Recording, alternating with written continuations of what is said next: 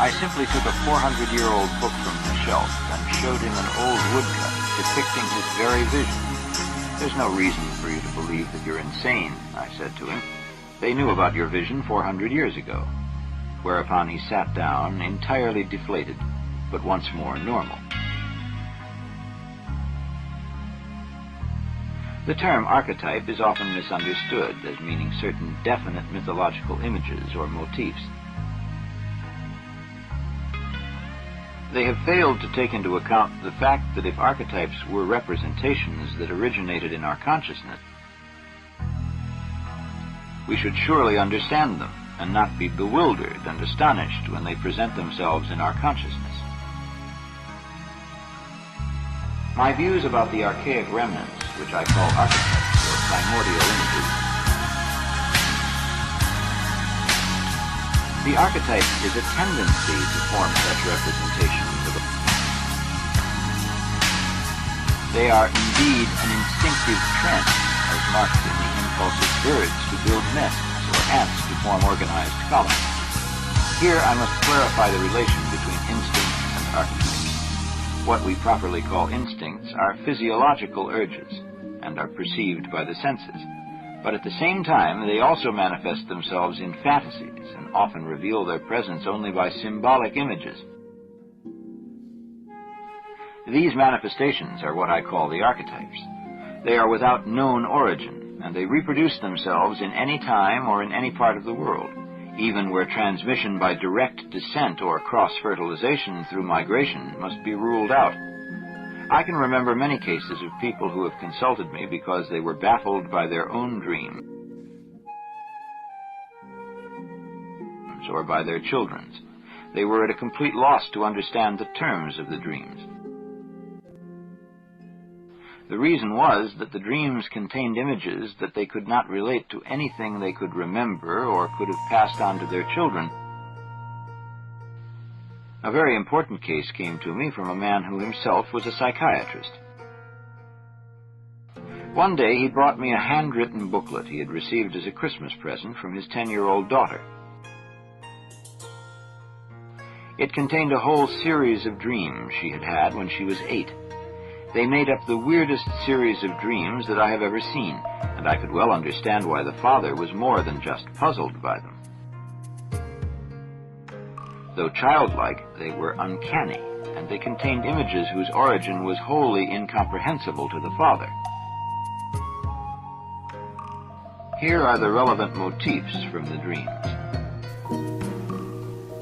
1.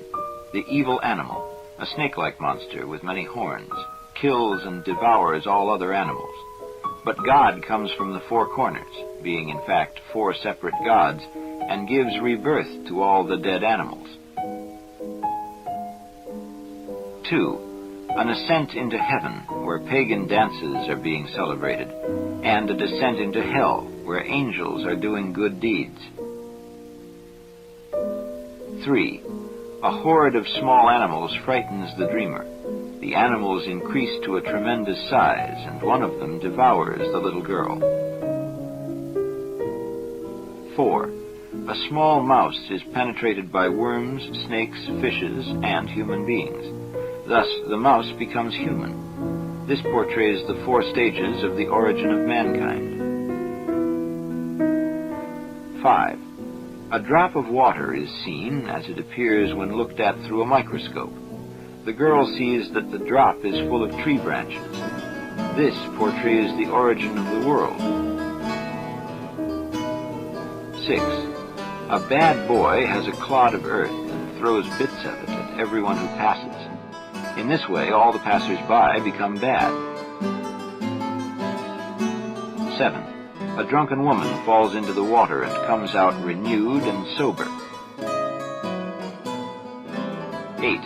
The scene is in America, where many people are rolling on an ant heap, attacked by the ants.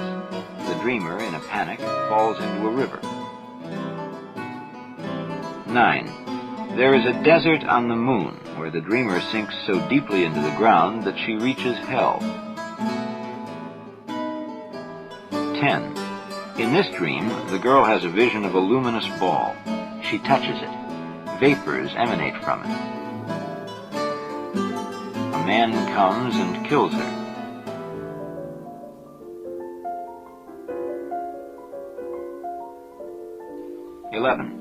The girl dreams she is dangerously ill.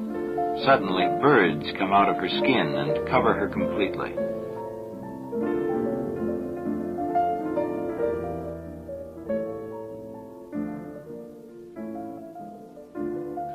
12. Swarms of gnats obscure the sun, the moon, and all the stars except one. That one star falls upon the dreamer. In the unabridged German original, each dream begins with the words of the old fairy tale, Once Upon a Time. By these words, the little dreamer suggests that she feels as if each dream were a sort of fairy tale, which she wants to tell her father as a Christmas present. The father tried to explain the dreams in terms of their context, but he could not do so, for there seemed to be no personal associations to them. The possibility that these dreams were conscious elaborations can, of course, be ruled out only by someone who knew the child well enough to be absolutely sure of her truthfulness. They would, however, remain a challenge to our understanding even if they were fantasies. In this case, the father was convinced that the dreams were authentic, and I have no reason to doubt it. I knew the little girl myself, but this was before she gave her dreams to her father, so that I had no chance to ask her about them. She lived abroad and died of an infectious disease about a year after that Christmas. Her dreams have a decidedly peculiar character. Their leading thoughts are markedly philosophic in concept. The first one, for instance, speaks of an evil monster killing other animals, but God gives rebirth to them all through a divine apokatastasis, or restitution.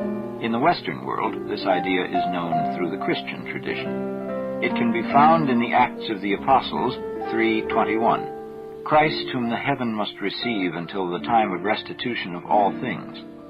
The early Greek fathers of the Church, for instance Origen, particularly insisted upon the idea that at the end of time, everything will be restored by the Redeemer to its original and perfect state.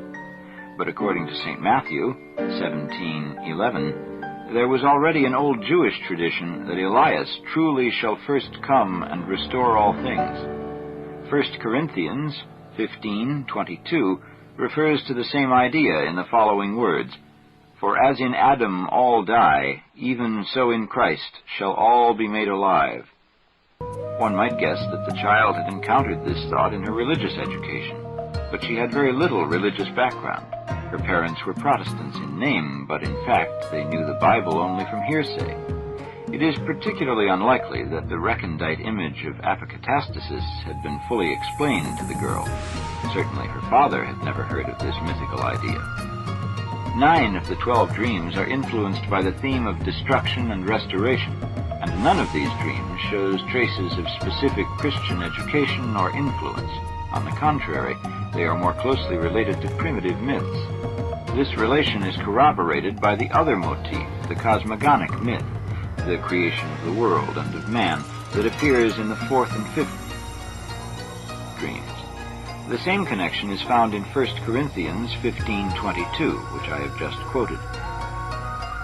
In this passage, too, Adam and Christ, death and resurrection, are linked together. The general idea of Christ the Redeemer belongs to the worldwide and pre-Christ theme of the hero and rescuer, who, although he has been devoured by a monster,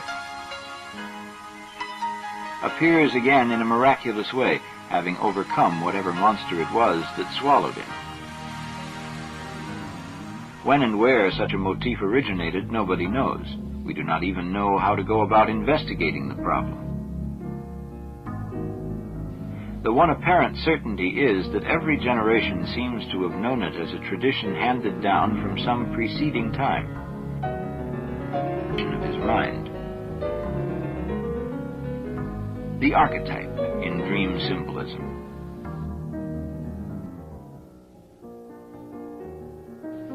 I have already suggested that dreams serve the purpose of compensation. This assumption means that the dream is a normal psychic phenomenon that transmits unconscious reactions or spontaneous impulses to consciousness. Many dreams can be interpreted with the help of the dreamer, who provides both the associations to and the context of the dream image, by means of which one can look at all its aspects. This method is adequate in all ordinary cases, such as those when a relative, a friend, or a patient tells you a dream more or less in the course of conversation.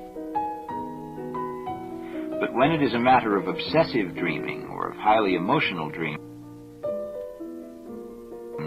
the personal associations produced by the dreamer do not usually suffice for a satisfactory interpretation. In such cases, we have to take into consideration the fact, first observed and commented on by Freud, that elements often occur in a dream that are not individual and that cannot be derived from the dreamer's personal experience. These elements, as I have previously mentioned, are what Freud called archaic remnants, mental forms whose presence cannot be explained by anything in the individual's own life and which seem to be aboriginal, innate, and inherited shapes of the human mind. Just as the human body represents a whole museum of organs, each with a long evolutionary history behind it, so we should expect to find that the mind is organized in a similar way.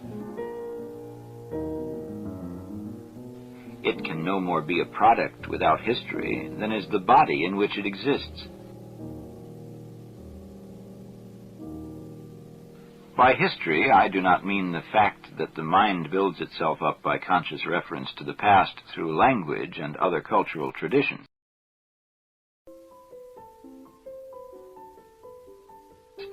I am referring to the biological, prehistoric, and unconscious development of the mind in archaic man, whose psyche was still close to that of the animal. This immensely old psyche forms the basis of our mind, just as much as the structure of our body is based on the general anatomical pattern of the mammal.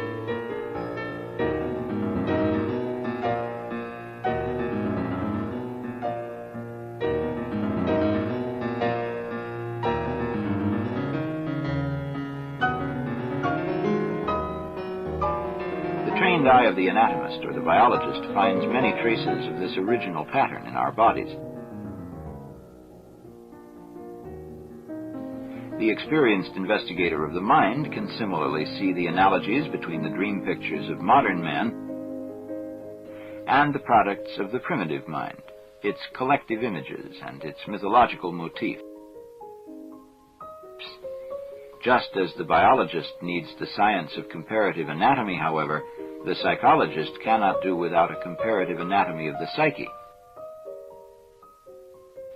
In practice, to put it differently, the psychologist must have a sufficient experience not only of dreams and other products of unconscious activity, but also of mythology in its widest sense. Without this equipment, nobody can spot the important analogies. It is not possible, for instance, to see the analogy between a case of compulsion neurosis and that of a classical demonic possession without a working knowledge of both.